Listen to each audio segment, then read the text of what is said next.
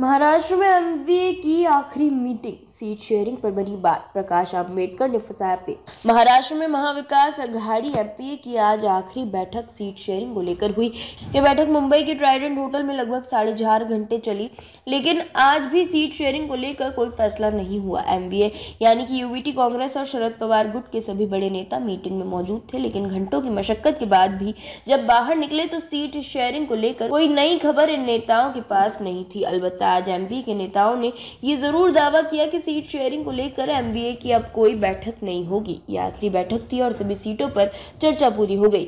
अगले कुछ दिन में वो नंबर भी सामने आ जाएंगे कि एमवीए में शामिल किस पार्टी को कितनी सीट मिल रही है, कब होगा सीटों का ऐलान। एमवीए के नेता के तौर पर संजय राउत और नाना पटोले सामने आए और कमोबेश एक जैसी बातें कही। संजय राउत ने कहा कि आज की बैठक में तीनों पार्टी के वरिष्ठ नेता मौजूद थे, कई विषयों पर चर्चा हुई है। उन्होंने कहा कि कौन कहां से कितनी सीटों पर लड़ेगा ये जरूरी नहीं, लेकिन बीजेपी को हराना जरूरी है।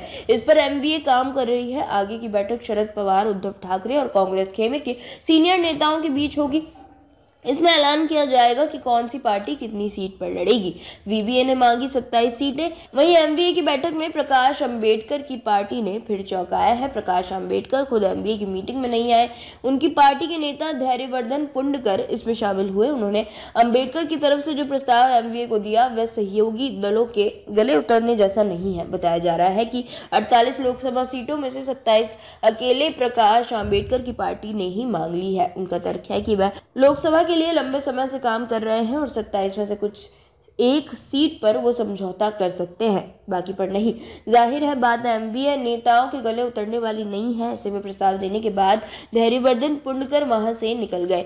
मनोज जारंगे को जलाना से टिकट, लेकिन जाते जाते उन्होंने एक और प्रस्ताव दिया जो कि बेहद चौंकाने वाला था। उन्होंने बकायदा एक पत्र अपनी पार्टी की तरफ से दिया जिसमें मनोज जारंगे को जालना से लोकसभा उम्मीदवार बनाने की मांग की, साथ ही पुणे से डॉक्टर अभिजीत वैद्य को उम्मीदवार घोषित करने की मांग की। 3 मुस्लिम प्रत्याशियों सहित 15 ओबीसी समाज के लोगों को टिकट देने की मांग की। जाहिर है ये सभी मांगे ऐसी हैं जो शरद पवार, गांधी परिवार या उद्धव ठाकरे कोई भी स्वीकार नहीं करेगा। यानी प्रकाश अंबेडकर का अब एमवीए से रास्ता अलग होना तय है। सभी सीटों पर लगभग सहमति बन चुकी है। वहीं संजय राउत ने इस पर सधी हुई प्रतिक्रिया दी कि मनोज जारंगे कोई राजनीतिक नेता नहीं है। यानी एमवीए सिर्फ राजनीतिक बयानबाजी तक मनोज के साथ है, लेकिन सीट और चुनाव की बात पर वो पीछे हट गई। उन्होंने कहा कि वंचित बहुजन अघाड़ी के प्रस्ताव पर विचार किया जाएगा।